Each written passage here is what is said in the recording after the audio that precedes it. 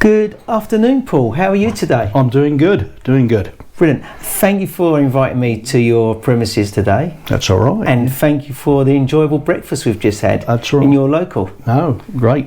Yeah. Any excuse to get down there. Any excuse, and it was very nice. We both had the vegetarian. Of We're course. both vegetarians, which is interesting. Yeah. Both called Paul, both vegetarians, both support West Ham. So we've had a great interview today, Yeah, haven't we? perfection. So Paul, as you know, as the audience knows, I know a lot about yourself. We've spent quite a lot of time together recently, building that like and trust and understanding, how your product works. But for the benefit of the audience today, can you give us your origin story and tell us about Paul? Okay, my background is in the construction industry, and long before it was fashionable to be eco and environmentally friendly, I was always looking at ways that we could make properties more efficient. It just made sense to me from a cost perspective as well as the environmentalist perspective. And so then that led me down the path to various companies and products and solutions. And I've seen a lot of rubbish out there, and I've seen a lot of good stuff out there. So, and I met up with two guys who invented this, Mark and Simon, Dr. Mark and Simon Vaughan, who are two English guys based in Cornwall, and we started working together, me on the promotion side, them on the technical side, and so we between us we managed to find solutions for everybody to do with water mainly, and a lot of people don't realise that limescale is such a problem. It's a bit of a nuisance factor to them, but what they don't realise is actually how much it's costing them in various angles. Yeah. So Let's delve deep into your sort of beginning. Construction, what was that in? Was there a bias, mechanical, electrical bias? No, it wasn't. It was quite the opposite. It was more timber work and damp proofing and stuff like that. But when we used to pull houses apart, I used to say, well, you haven't got any insulation, or in the old days, showing my age here, but they'd have 1 inch of insulation. So, no, we're all insulated. We're, double glazing. Don't think we need double glazing. Yeah. And as far as boilers being efficient and pipe work, no lagging. Mind you, I still go into places now and there's not a scrap of lagging on pipes. I can't understand it.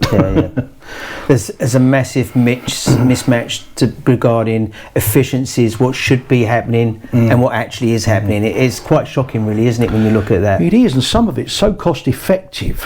I've seen individuals and companies spend a lot of money on something for a small return, and yet for other things that would be less expensive, they could be getting a better return. And I still think one of the best returns is education.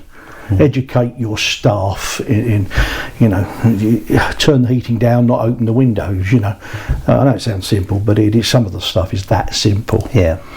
Well, before we delve into the technology, what I'd like to do is delve into the education side and the knowledge. And you mentioned that softening water and this sort of issue is an issue for organisations. So why is it an issue, and how does it get created?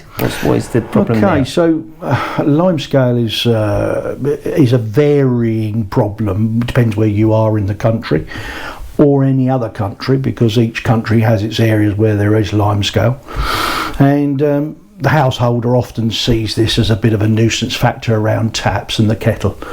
What they don't realise, understand necessarily is how much this is actually costing them. It's costing them a fortune, and for a domestic we can often say £50 to £100 per month off their bills in various aspects, and I can go through this. I do the same for commercial, and sometimes it's tens of thousands of pounds. The other advantage for commercial is limescale often causes breakdown, so there's actually lost time not making widgets because the machinery has failed. The other thing that commercially people have to be aware of is Legionella and other bacteria. People aren't aware that Legionella hides in the limescale, but also feeds off the calcium. So, a big footnote here is we're not saying that we kill Legionella, we just make that environment more difficult for it to thrive. Right. How does the chemical reaction start to create limescale? How do we see that? You can visually see it. The calcites and aragonites that come in the water, they're just naturally in the water. So we don't use any chemicals to remove anything, by the way. We just keep the particles that would clump together.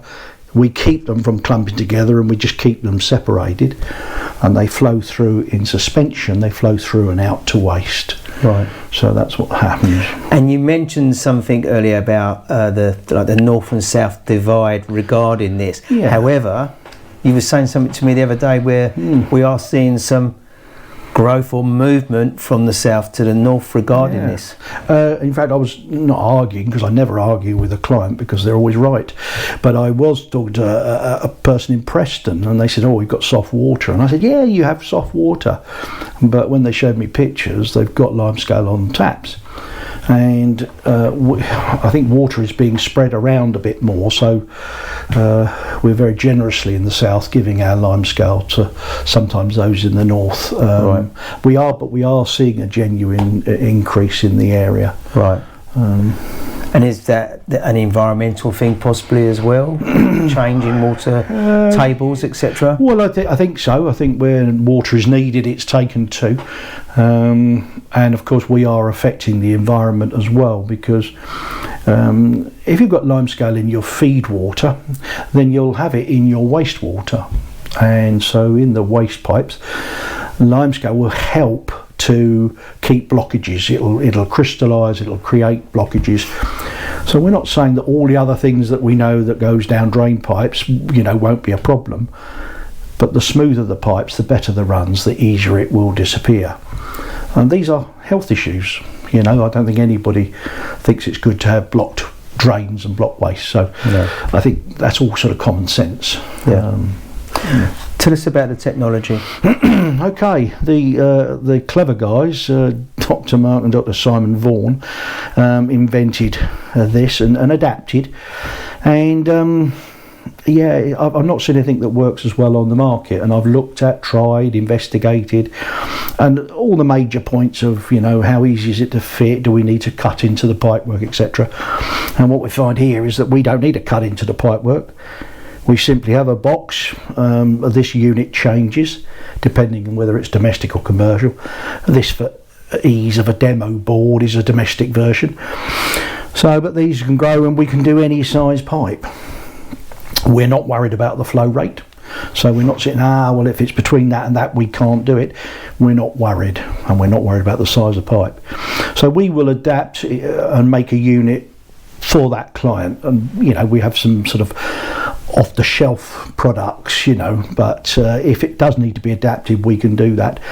We do have a ISO 9001 for research and design, and also for manufacturing. So there's a little bit of comfort there that it's an audited company. Does it matter, obviously, the distance between where you're putting this and the amount of pipework that's the other side of that within the building? No. There's sometimes where circumstances you might have, if this were to be fair to be put onto a rising main, it might be that you have UV system to kill bacteria. Okay, well, we would then want to treat after that, because the UV might affect our wavelength. Sometimes if you are heating water to an extreme, when it cools down, that is where precipitation loves it. The cooling water is where we get the scale, which is why we see it in a kettle so easily. But when you think about a kettle, a boiler is a kettle, showers are kettles. There's lots of kettles around, they're just different shapes and sizes. So and we don't need to be what they call RAS approved, because we're not cutting into pipework. Right. So we can easily move this along a system, take it back. But ideally we want to treat as soon as we come into a building, large or small. Yeah, and you mentioned earlier that this is obviously the certain size of this pipe. What's the maximum size pipe that we can probably go up to? Well, without any trouble, we can do in excess of 1.2 metre diameter pipe. Wow. We've actually done more. We've done 2 metre diameter, which isn't your domestic. I mean, most of them are up to say 150, 200, in hotels and things like that, or factories. But no, we can do much bigger if we have to. And when you're with an organisation and you're sort of introducing them to this technology, is there a greater knowledge? Well, the knowledge is there that this lime scale is building up significantly, and the knowledge is there regarding the cost of it. But is there knowledge that we can impact on it? Obviously, there's the water softener that we could go and invest, which I'm sure up against this, there's a big cost comparison. There is, but also a water softener has some limitations, and I'm not picking on any names of water softeners here. Several points with the water softener is that it will soften water as it comes into the building. It won't actually release any of the scale that is existing in a system. When we put our unit on, the scale that's already in the system will soften and wash through to waste. Right, so you can reverse. So we can reverse the problem. Right. The other thing about it is that we're all conscious of wasting water, and a water softener wastes water in comparison every day, 3 days or 4 hours depending on the circumstances. Every water softener has to do what they call a regeneration, and that's just sheer, it shuts off the system, does its water cleaning. Some water softeners have got spare water capacity so that they don't bypass the system, but it's a lot of water. A lot of water gets wasted, and a lot of the emphasis now from government regulations coming through will be the amount of water we're using. And what will happen is you can't ask people to do things nicely. So the cost of wastewater will go up, the cost of providing water will go up, and we'll penalise people into being more efficient. One of the things that we noticed on several quite well-named clients that I'm not going to name here, I don't think it's appropriate, is the saving of water. And an office block for a head office for a very well-known company were wasting a lot of water, and toilets weren't shutting down because of scales stopping the seal. Taps were running all the time because they weren't, so 24 hours a day they were wasting water. Right. And that's typical of a lot of buildings. They don't get it resolved quickly enough or whatever. And the same domestically. People let that dripping tap, they don't realise how much a dripping tap costs in water. Yeah, and funny, when you take that dripping tap out and you start to replace the inner parts of it, you can feel all the roughness of it inside, can't you? Yeah. Well, really, you could have put this on to reverse that. Yeah. Because if you've got it there, then it's quite likely you've got it all the way through the system, haven't you? Well, this is what I said the other day when I was talking to a lady, and I said, what you're telling me is where you can see. Yeah. The bits you can see are 5% of the whole system. You're not looking in your boiler, you're not looking in the pipes under the floor. Yeah.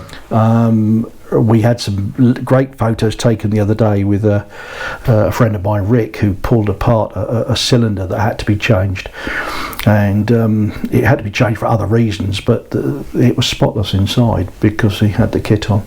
Yeah. And that was a 40-year-old cylinder. You'd expect that to be hardly better move it because of the scale in there. So that's again a bit of confirmation that the scale that would have been in there was turned back in and pushed out to waste. Because heat actually aggravates the process, doesn't it? As soon as you start getting it, you introduce the heat to the water. Yeah. It accelerates the process of limescale. And that's why for a lot of places we like to treat the return as well. So in hotels and care homes and hospitals, the water will go round the loop, so it'll come out of a cylinder, it will come out really hot, go round and be drawn off or not, but it's constantly turning round in a circle. And so we treat the rising main, but as that water comes back into that cylinder, we put a couple of sets of coils, and can often do it off the same unit, depends the geography of the plant room, and where things are.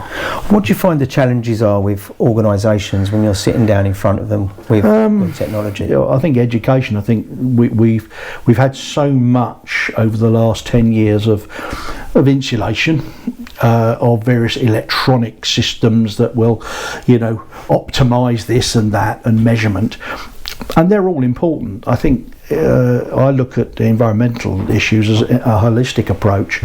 It doesn't matter if you have great insulation if you don't have this, and no good having great optimisation if you've got no insulation. So I look at it as part of the solution for the whole problem, and I think they probably just haven't looked at it, and sometimes the cleaners in a company do a good job and they keep it clean. They say, we haven't got limescale because the taps are clean. Well, they have, they just can't see it.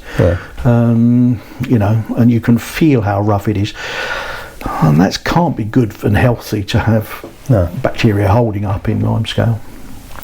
And are we seeing good paybacks with this technology? Yes. I recently did one for a gymnasium, and we looked at the cost of how much they spend on shower parts. They had 24 showers. How much time it took their engineer to change and clean. We looked at the softener and how much they were spending on salt, etc. We looked at all of the aspects and the energy saving. And the energy saving is 7% of energy costs per 1 millimetre of scale. Right. And that's the carbon trust. So there's lots of studies been done, and they're all about the same, which is good because it confirms it. And so I go to places where there's 2, 3, 4 mil of scale. So they're spending sometimes 25% more on energy than they need to. And this can reverse that over a period? Yeah. Not instantly, obviously, over a period of time we could see that. But it's not years, it's weeks. I showed you one the other day where within 5 days you could see the scale had all broken up and soft. I have sat there in many a boardroom where I've sat there with experienced engineers, and this won't work and that won't work. And I never really mind what they think beforehand. I more care about what they think after. And we were fitting to a place recently. Rick and I were doing a fit, and when we were fitting, the engineer who's there all day was just mocking and saying this is rubbish and this won't work, and I've said this before. And 5 days later he actually rang and apologised because he could see the results, he could see the benefits. And that's what I know, we see it. It's not clever measurement. We can use clever measurement with TDS monitors, where we can look at TDS is the total dissolved solid. And that will change. So if we were in Ipswich, for example, which is one of the highest in the country, or if we were in Telford, which is kind of low to middle scale, so these areas will change. But it can be a visual thing. We often say, how long does it take you before you have to clean this element, or how long before you have to replace this? And they say, well, every 6 weeks we've got to change the elements in a cylinder. We say, okay, well, if you don't have to change it at 6 weeks, then great, you've improved the life and the efficiency. So, and then how long does it take to install this? Because I've seen you install this. You saw me install a domestic one. A little bit awkward. I know I'm a slim chap. Access. It's the access is half the battle. As long as you've got the access. If I could fit them all like this and they were all at waist height, and that would be lovely, but they're not. A domestic one, 30 minutes to an hour. Commercially, 2 hours, 3 hours.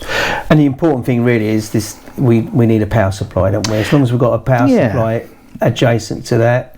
So the power supply can be wherever we can make the power lead, as long as we like, pretty much. And that's the only ongoing cost, is the power. But this unit here will cost about £3 to £4 a year to run. Right. And the bigger units, £5 to £10 a year. It's trickle feed. It's that's not where the thing doesn't work on putting 50,000 volts through. It's not how it works. And obviously this is all safe to touch, etc. And so the bigger units, again, they're IP rated so that they're waterproof, but as long as we can fit it somewhere safe. So IP rated, so this could sit outside if it was on the outside? It could do. I would always want it to be extra protected, but even in a plant room, it should be IP65 because you've got it's water exposed, and pipes everywhere. So exactly. You don't want it to be a problem. Let's talk about the different applications. Now, obviously, any building that's got water going into it is a application. But is there areas where we can be specific based on some of the case studies you've done? We can. We actually make, which sounds ridiculous, but we make the water wetter. We take the surface tension down of the water, and it's very easy to test that, so people can. And one of the areas that we haven't explored enough is in agriculture, because we know that if we put the irrigation water that's coming through, it'll help the plants to absorb that much more easily. My future life would be in areas where they struggle with water at all, would be to help them, because when water irrigation takes place, it's so hot or the ground is so dry, half it's lost before it gets into plants, and we'd like more of that to be absorbed in the plants. So what kind of business? Agriculture's one, but hotels, care homes, and remember, care homes, hospitals, etc., they've got a huge responsibility for illness and diseases. So for them, the other two areas for Legionellas, of course, is temperature of water. So you've got hot water's got to be hot and cold water's got to be cold, so that's why you need the insulation. And stagnant water, you don't want water laying around for months on end, which is why they should, if a room's not used, every week flush water through. So I want to point those out, because otherwise I don't want people coming back saying, we put your kit on and we had this. But and is it a global product? Have you done overseas? Yes. If they've got water, if they've got pipes, if they've got lime scale, pipes tend to be round. The principles are the same. And each country. And have we got case studies of overseas? We have in America and in China and in India. It doesn't know where it is. It hasn't got a clue. No. The units can be made. The power rating is fine to work on 240, 110. And in your experience, is there any countries where this doesn't need to work because the water's so soft? No, because it's areas within countries. Right. And one part of I'm not going to name the country, but there was part of a country where it was soft water, and it was on a steelworks. And for them, the processing caused the problem, because they were adding lime in processing. They couldn't avoid the lime, because that's what they need to make steel. They need to put that as a lubricant between the steel and the molten steel. And so even a soft water air had a problem. But most countries have parts of the country that are softer or harder. And do you know how many of these units have gone out into the marketplace? Oh, well, several thousand units. Right. We put thousands out there. We got testimonials from the smallest to the largest. We always like testimonials, because that's real world examples, real world situations. Of course. And we really do want people to measure before we fit it, so that they're noticing the differences. Brilliant.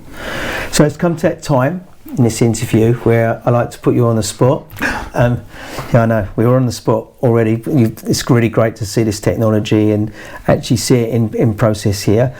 But is there anything that you can give back as a takeaway to the industry today?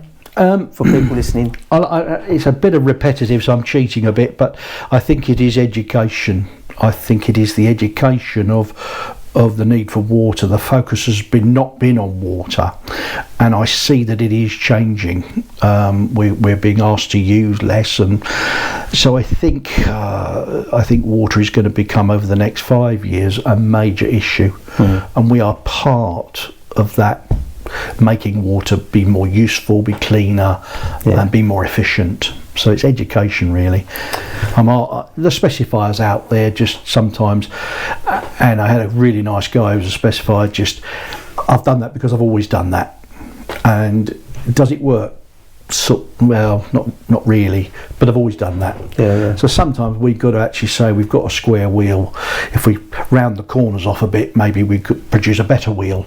And I think that's where we would like to be talking to the clients and the specifiers. What I find with technologies like this, so we have obviously on our group as well, we have gas, electricity, all, you know, lots of organisations that are providing input into it. When we come to the water, not so much, you know. And for me, I think we need to be focusing more on water. That's when I say energy management is gas, electric and water. So water plays a big part in this. And the reason for that is that we are pumping this water around the building. We've had to pump it to get from A to B as well as. So there's a carbon cost there. We heat that water. So whether we're heating the water efficiently or not efficiently, again, there's a carbon cost. And then if we get a leak on that pipe, then there's another cost. So water does play a very big part. And seeing technologies like this, for me, is quite refreshing. Excuse the pun, refreshing, but it is refreshing to see. And I think it's important that as an energy expert, we need to be bringing all these technologies together, especially in the water sector, because water is very precious. As far as I'm concerned. I mean, water is fairly important to us. It's up there with, you know, iPhones and Nike trainers, isn't it? Really. Yeah.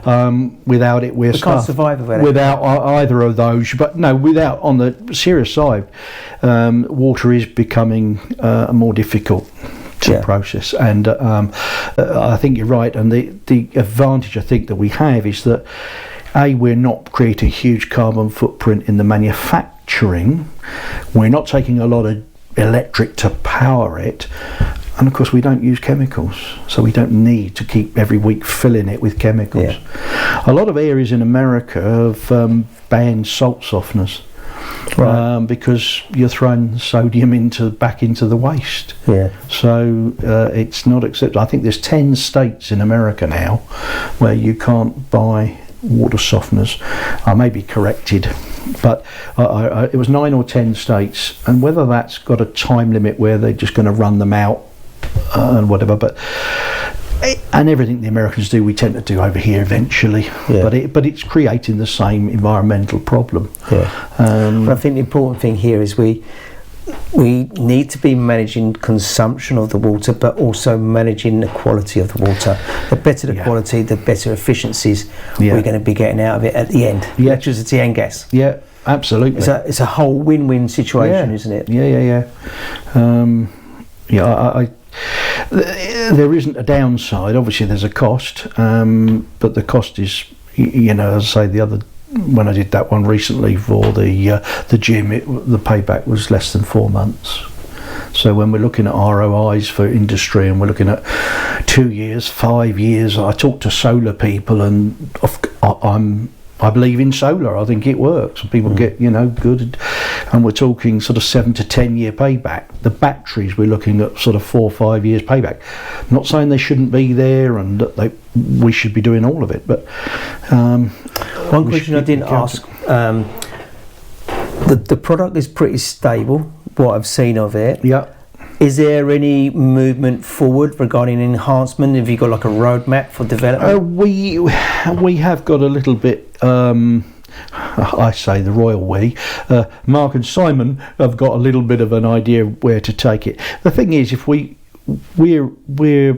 so advanced in what we're able to do, the tweaks that they can make will be negligible in the performance, but we are making it better and better, more reliable, etc.